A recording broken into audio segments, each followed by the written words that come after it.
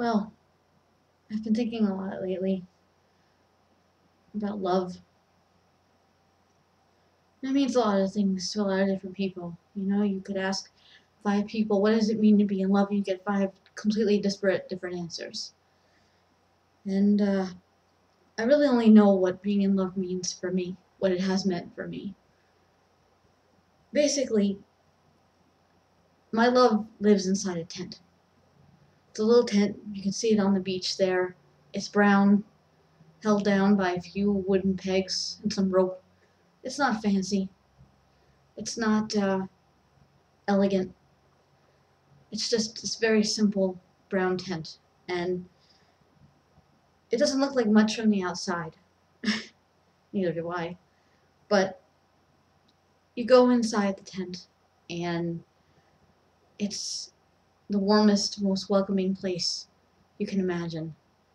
And it's got all these throw pillows in it, and they're purple and red, and some of them have sequins on them, and there's candles, and it's the safe space. And those who get to feel it, they know it. They are warmed by the inside of this tent because everything that's in it is directed at them. Because if I love somebody, if I'm in love with them, if I have those kinds of feelings for them, I can't disguise it. I'm a very honest person, ordinarily. But when I develop feelings for someone, I'm even more honest, and additionally, I'm very vulnerable. I don't mean to be. In fact, I've been avoiding having feelings for someone for the last 5 years just because I'm afraid of being that vulnerable again. Shit. Because it ended pretty badly the last time that I did feel that for someone. And I don't regret that I opened myself up, that I let myself experience these emotions for what was the first time in my life. But what it did and how it's left me perhaps are less than desirable. I think my fate from here on out, because it's been this way for a few years now, is to just watch all of my friends and all the people that are in my life fall in love themselves.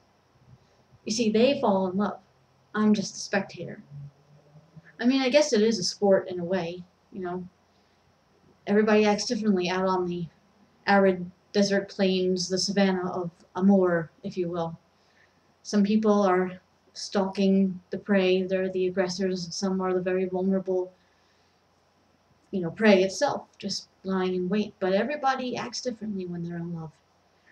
And 9 times out of 10, I sit here and think, I'm so glad that's not me, because boy are these people acting stupid.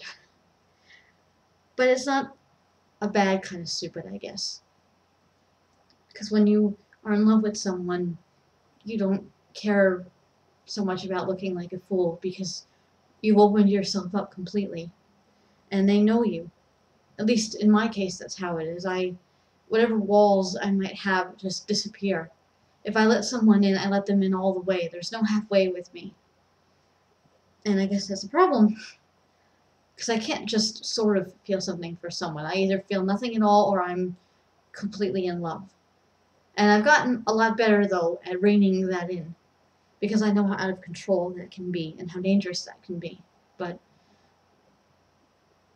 God help me if I just don't want it to be out of control once in a while. Because isn't that what makes love the way it is? That it happens fast and it is out of control, and it's like you have this thing inside you and you just feel like you're going to burst if you don't get to tell the whole world about it, or at least that one person who's making you feel that way. I guess that's part of the fun. But I don't really know. And maybe I never will. Not again, at least. And yeah, I'm fine being alone. I have no problem being single. That's just the way it is. But it would be nice to have someone, I guess. To not always be the one who stands and watches. I mean, and it's so dirt simple, too. Just find someone you have common interests with and that you can spend any degree of time with, and there you go, you can hit it off, and then before you know it, sparks are flying, and clothes are coming off, and it's this whole big to-do, but that doesn't really happen for me. I've always had a hard time meeting new people as it is, making friends. And in fact, the people I tend to hook up with at all, and when I say hook up, I mean friends with benefits, not just one night stand. It's people who I've known for years, because the people I've known for years know me and know how I am. And they haven't run off screaming into the night, and that's what I'm convinced is going to end up happening. If I try to develop a relationship with someone, that inevitably they will run off. And that's why I keep dipping into the well of familiarity, because those people are still here. They're tried and true. And I really do think that I'm just going to end up getting dumped again, because that's kind of been the past precedent, you know? But I guess I'm too much of a chicken shit to find out for sure. So, but I'm okay with that. I mean, and the things that I do too, you know, applied behavior analysis, Asperger's syndrome advocacy, cooking. I mean, what I do is so damn specialized. There's almost no chance of me meeting somebody in these fields. Cooking is just a hobby, but I'm talking about ABA and the stuff I do for coaching. Because, you know, God knows there's this whole big water cooler for fellow coaches of people with Asperger's syndrome, and we all gather around and we have social dances like Sadie Hawkins. I mean, come on! And everybody in this field is much older than I am, too, or they're already in relationships, they're married. I'm just sort of this lone weirdo wandering around, you know, I don't really fit in with everybody else. But again, that's also the story of my life. Not fitting in. So, it stands to reason, if I've never fit in most places, why would I ever think I could fit in with people who have relationships? That's just not something that's meant for me, probably. And,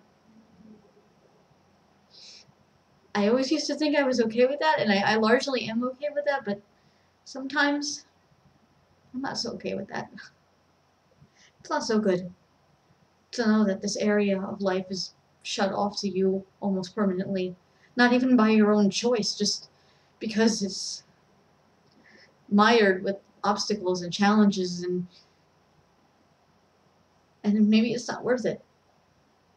Maybe it's not worth it to get my heart broken all over again, to be vulnerable, because when I'm like that, I can't, I'm bare to the world, and maybe that's not something a lot of people are comfortable with, so I just keep it to myself. I haven't let myself feel anything beyond deep friendship for several years now, and not that I've had the opportunity, mind you, but I'm cool with that. It's kosher with me. So, what's the point of this entire rant? Well, just to say that love is a spectator sport, and if you're really lucky, you get some good seats. Otherwise, you're just doomed to nosebleeds for the rest of eternity. So, those who can't watch, I guess.